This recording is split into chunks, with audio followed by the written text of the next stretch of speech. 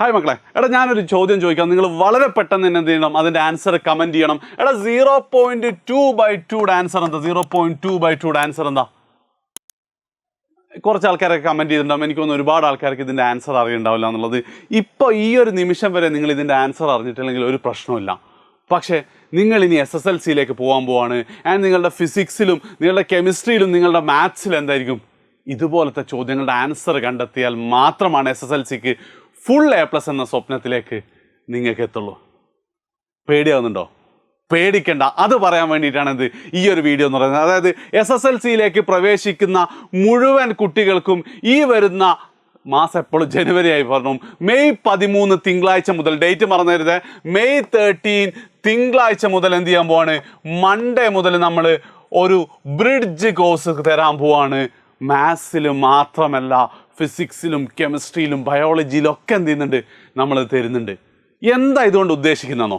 അതായത് നിങ്ങൾ ഇനി 10ാം ക്ലാസ്സിൽ എത്തിക്കഴിഞ്ഞാൽ ഏറ്റവും കൂടുതൽ കേൾക്കേണ്ട സംഭവമാണെന്ത്, എടാ ഇത് നീ 9 പഠിച്ചല്ലേ, ഇത് നിങ്ങൾ 8 പഠിച്ചല്ലേ, ഇത് നിങ്ങൾ 7 പഠിച്ചല്ലേ എന്നുള്ളത്. കാരണം എന്താ, ടീച്ചേഴ്സിന് നിങ്ങളെ ക്ലാസ്സിൽ ആ കാര്യങ്ങൾ ഇനി ഒന്നും കൂടെ പറഞ്ഞു തരാൻ പറ്റില്ല. ഏത് ഇതുപോലെ 0.2/2 എന്ന് പറഞ്ഞു കഴിഞ്ഞാൽ അവർ 0.1 എന്ന് അങ്ങോട്ട് എഴുതിയുള്ളൂ. അത് മുതലാണ് ഒരുപാട് കുട്ടികളുടെ കോൺഫിഡൻസ് പോകുന്നത്. അതായത് ഫുൾ A+ ഒക്കെ നേടണം എന്ന് ആഗ്രഹം ഉണ്ടാവും.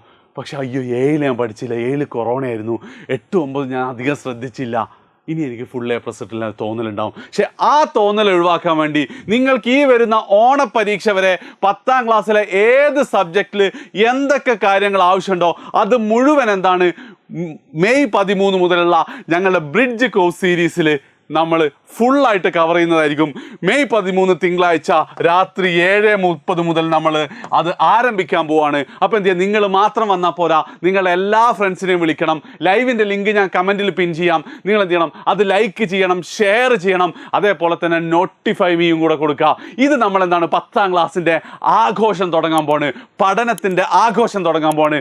കൂടെ എജ്യൂപോർട്ട് ഉണ്ടാവും. നിങ്ങൾ എന്ത് ചെയ്യുക, മാക്സിമം നിങ്ങളുടെ ഫ്രണ്ട്സിനെ വിളിച്ചു വരിക.